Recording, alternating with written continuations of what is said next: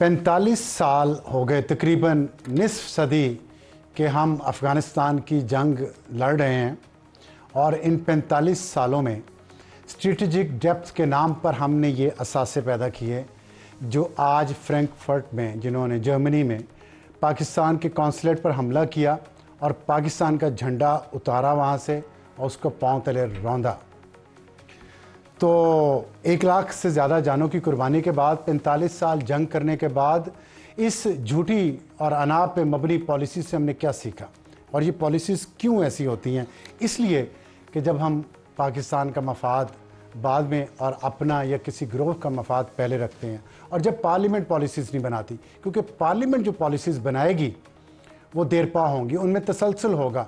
उस पार्लियामेंट की बनाई हुई पॉलिसी में हर 3 साल बाद यू टर्न नहीं आएगा, क्योंकि पार्लियामेंट एक तसलसल का नाम है। लेकिन हमारे यहाँ पार्लियामेंट का हाल क्या है वो आपके भी सामने है, मेरे भी सामने है। और पार्लियामेंट की जब बात हुई है तो हमें देखना होगा कि पार्लियामेंट के बारे में तो आजकल कहा जा रहा है कि आइनी ब्रेक डाउन हो जाएगा और हुकूमत के बड़े बड़े वज़ीर और बहुत बड़े बड़े तजिया नगार ये पेशीन गोई कर रहे हैं कि मार्शल लॉ तो बिल्कुल करीब है, जैसे दरवाजे पे दस्तक दे रहा है। दरवाजे पे दस्तक हमने भी सुनी तो हमने सोचा कि इस्टेब्लिशमेंट के करीब किसी सियासतदान को दावत दें, तो हमने बुलाया है सेनेटर फैसल वावडा साहब को, जो पहली दफ़ा आज हमारे प्रोग्राम में आए हैं। वावडा साहब अस्सलाम वालेकुम। बहुत शुक्रिया जी और खुश आमदीद। थैंक यू कि आप हमारे प्रोग्राम में तकरीबन 10 साल बाद आए हैं। पहले किसी और जगह हम करते थे, इस दफ़ा प्रोग्राम में पहली बार आए हैं और उस वक्त आप बहुत डोसाइल, सॉफ्ट स्पोकन और यंग होते थे। अब आप के लहजे में काफ़ी सख्ती आ गई है। आप बड़े फ़ख्र से ये बात कहते हैं कि आप इस्टेब्लिशमेंट को रिप्रेजेंट करते हैं और उनकी बात आप करते भी रहते हैं मुख्तलिफ़ टीवी चैनल्स पे, मुख्तलिफ़ शोज़ में। तो अभी ये जो मैंने आपको बताया, कुछ वज़रा, कुछ सीनियर तजज़ियानगार ये बात कर रहे हैं कि कॉन्स्टिट्यूशनल मेल्टडाउन हो जाएगा कुछ अरसे में, जिस तरफ चीज़ें जा रही हैं, और उसके बाद मार्शल लॉ लग जाएगा, क्योंकि जब आइन नहीं रहता, मेल्टडाउन हो जाता है तो ऑटोमेटिकली किसी न किसी ताकत ने उस वैक्यूम में आना होता है। तो एक मुझे लगता है ऐसे कि एक फ़िज़ा बनाई जा रही है। आप बताएं, प्लान तैयार है मार्शल लॉ का? बहुत शुक्रिया आपका। सबसे पहले तो ये जी कि आपका भी शुक्रिया कि आपने दावत दी और आपके साथ भी हम 10 साल के बाद मैं आज शो पे आ रहा हूँ। जहाँ तक आपने कहा कि थोड़ी लहजे में सख्ती आ गई है, तो हम भी उन्हीं हालात से गुजरे हैं जिन हालात से आप भी गुजरे हैं। वो हमारी गवर्नमेंट का दौर हो या अदरवाइज़ किसी ख़ास का हो, तो आपने भी बड़ी तकलीफ़ें उठाई हैं। तो आदमी फिर सख्त हो जाता है जब मुश्किलात को फेस करता है, नंबर 1। नंबर 2 ये कि मैंने कहीं ये नहीं कहा वैसे कि मैं तर्जुमान हूँ किसी भी इदारे का। एक परसेप्शन क्रिएट हो जाती है। अब तो हमें आदत हो गई, कभी हम किसी के तर्जुमान होते हैं, कभी हम किसी के लेकिन हैविंग सेड दैट, देखें जी, ये तो एक बड़ी अजीब सी बात है कि गवर्नमेंट खुद एक पैनिक क्रिएट कर दे फॉर नो रीज़न। सबसे पहले तो ये कि जी मैं गवर्नमेंट का कोई फ़ैन तो हूँ नहीं, आपको पता है। गवर्नमेंट के इंडिकेटर्स जो हैं वो शरह सूद कम हो गया है, महंगाई कम है एक्सेप्ट फॉर बिजली, और बहुत सारी चीज़ें कम पेश होती जा रही, बेहतरी की तरफ हम पटरी पर हैं। तो मुझे बड़ा अननेसेसरी ये स्टेटमेंट लगी।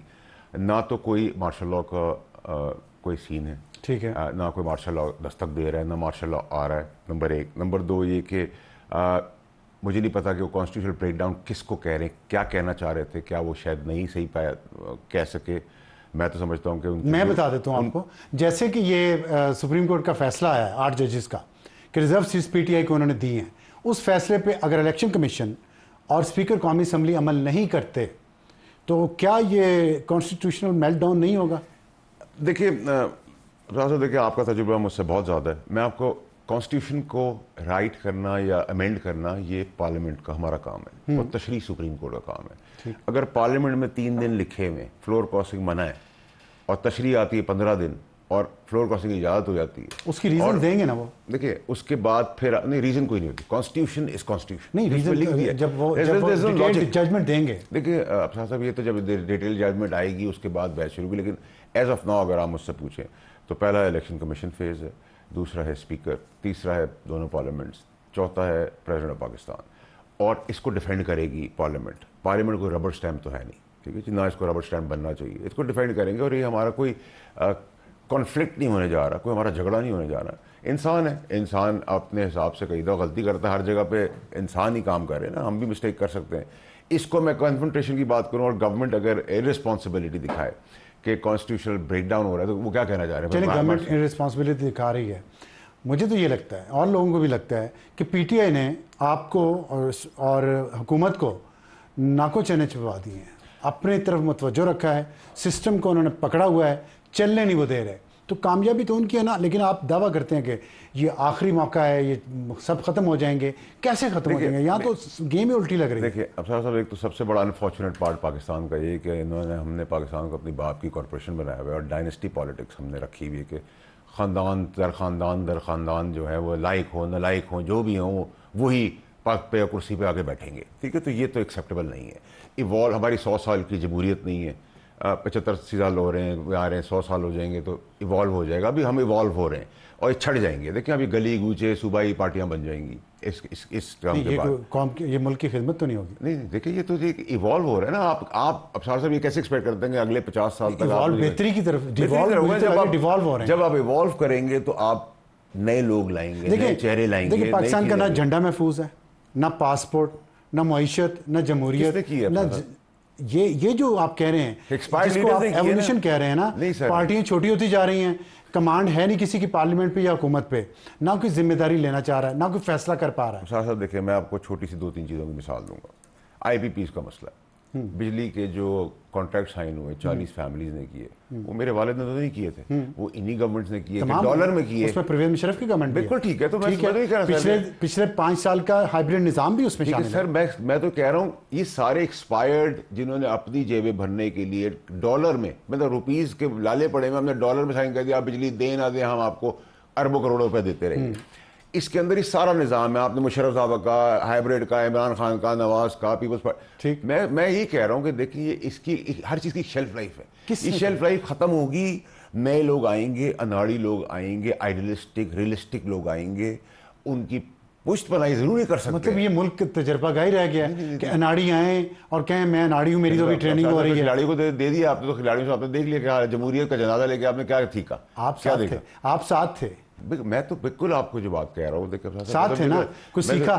دیکھیں سیکھ ہی رہے نا, یہ سیکھ کے دیکھیں. اب آپ کہہ رہے ہیں پی ٹی آئی نے جو کیا ہے وہ بالکل ٹھیک بات آپ کہہ رہے ہیں. انتشار کا جو سیاست کی ہے, دیکھیں میں تو پارٹی سے اس وقت نکالا گیا جس وقت ابصار صاحب پارٹی چاند پہ تھی اور خان صاحب آسمان پہ تھے.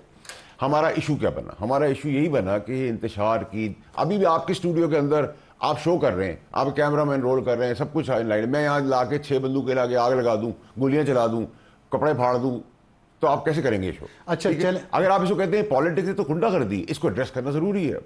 تو یہ کیسے اب ایڈریس تو نہیں کر ایڈریس ہوگا. میں نے آپ کو بتایا پی ٹی آئی نے آپ کو قابو کیا ہوا ہے. دیکھیں میں آپ کو بتا رہا ہوں, آپ ایڈریس نہیں کر پا رہے. دیکھیں کے پی میں حالات دیکھ لیں, اسلام آباد میں دیکھ لیں, پنجاب میں دیکھ لیں, بلوچستان میں دیکھ لیں, نہ وہ عدلیہ میں دیکھ لیں, آپ کی حکومت کو وہ کہیں نہیں چلنے دے رہے. ٹھیک ہے سر, میری تو ایک تو ابصار صاحب آپ سے مراد ہے کہ گورنمنٹ کی بات کرتے ہیں کہ ماں صاحب, ابصار صاحب کہ میری بہت سمپل سی لائن ہے.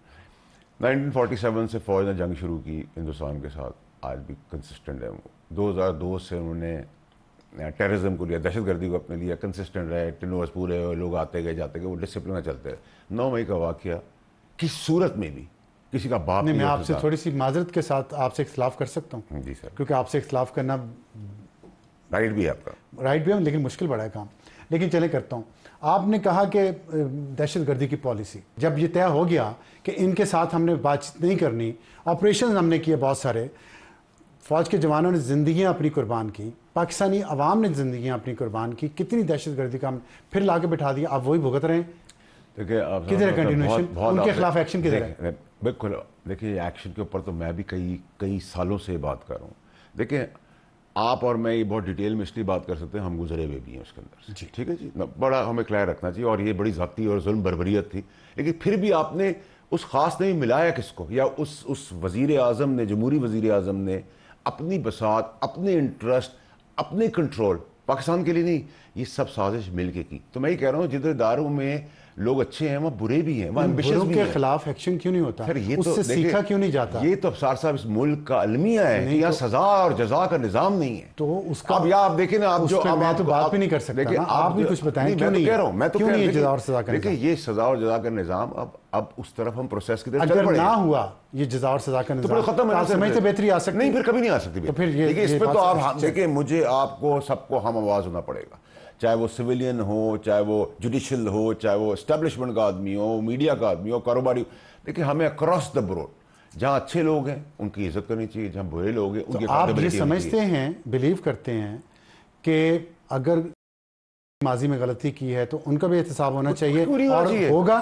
کیوں نہیں ہونا چاہیے افسر صاحب؟ نہیں ہوگا تو ہم کروائیں گے. آپ جیسے ہمارے جیسے لوگ آواز بلند کریں گے، برداشت کریں گے، اور تکلیف آپ کی برداشت آواز کریں گے. سنی جائے گی، میری تو نہیں سنی. آپ کی اور ہماری آواز دیکھیں، میں نے بھی گورنمنٹ میں ہوتے ہوئے بھی، پی ٹی آئی کا فیڈرل منسٹر ہوتے ہوئے، خان کے قریب ہوتے ہوئے مشکلات اٹھائیں، فیس کیا، 2 دفعہ ڈسکوالیفائی ہوا. ٹھیک ہے، پھر ارشد شریف کا ایک کانسپریسی کا مرڈر کیس ہوتا ہے، اس کے نتائج کون بھگتے گا، اس کو پلان کس نے کیا، بہت کچھ ہے پاکستان کے اندر. بہت ہے، نکلے گا جب مر جائیں گے ہم تب. بہت اچھی بات کریں آپ نے ارشد شریف کا ذکر کیا، بہت کنسرننگ ہے یہ جرنلسٹ کمیونٹی کے لیے ان کا کیس. تو کیوں نہیں ابھی تک اس پہ پھر اس کو روکا ہوا کیوں؟ بیک برنر پہ کیوں؟ پھر آپ افسار صاحب جب آپ جیسے لوگ آواز اٹھائیں گے نا، جب آپ بولیں گے عدلیہ کو اٹھائیں اس کیس کو. آج جو عدالتیں کیس اٹھا رہی ہیں، آج جو پی ٹی آئی کام کر رہی، آج جو گورنمنٹ کام کر رہی، کیا اس سے پاکستانیوں کو فائدہ ہو رہا ہے؟ کسی کو انصاف مل رہا ہے؟ کسی کو ریپ کا انصاف مل رہا ہے؟ کسی کو مرڈر کا انصاف مل رہا ہے؟ ملا نا، reserve seats P T I کی تھی، ان کو مل گئی. سر مجھے ایک بات بتائیں، یہ کیسا فیصلہ ہے جس کے اندر آئین کچھ اور کہہ رہا ہے، تشریح کچھ اور کہہ رہی ہے؟ تو میں یہ کہہ رہا ہوں آپ کی تشریح مانو یا ججز کی، جو آئین کہتا ہے کہ ججز کی مانیں. سر دیکھیں میری بات سنیں، ججز کا کورٹس کا آرڈر سر آنکھوں پر ہے، لیکن جہاں ہمارا رول آئے گا وہ ہم بھی اپنے آپ کو ڈیفائن کریں گے نا، ڈیفینڈ بھی کریں گے، بتائیں گے. بتا دیے نا آپ کو. دیکھیں جی، اگر ایک چیز اپلیکیبل نہیں ہے، ایک چیز آئین کے اندر لکھی نہیں ہے، افسار عالم صاحب آپ کی کرسی پہ آ کے میں نہیں بیٹھ سکتا، میں اپنے آپ کو افسار عالم نہیں کہہ سکتا، میں اپنے آپ کو اینکر نہیں کہہ سکتا. آپ کے مالکان کہے میں آج سے افسار عالم صاحب ہوں، میں ان کی کرسی پہ بیٹھ گیا، مان لوں گا میں اس کو. اب آپ کہتے ہیں کہ یہ فیصلہ اس پہ عمل درآمد نہیں ہو پائے گا؟ نہیں ہو پائے گا نا، کیونکہ کانسٹیٹیوشن کے اوپر کنفیوژن ہو گئی ہے.